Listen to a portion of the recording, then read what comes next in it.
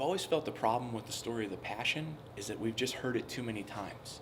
We miss the irony, we miss the magnitude of the story, that God became man, then dies for us, for our sins.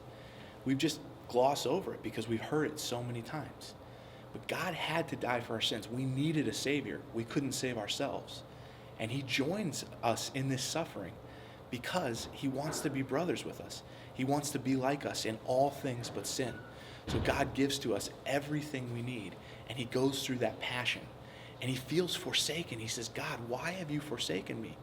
Because he wants to be with us in our most difficult moments.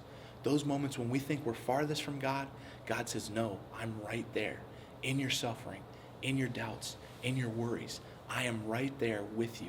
I've suffered, and now I'll suffer with you. And unite your suffering to my crucifixion. Unite your suffering to my suffering. So this Lent, ask yourself this question. Why would God suffer like this? But always remember, it's to gain intimacy with us in our most difficult moments.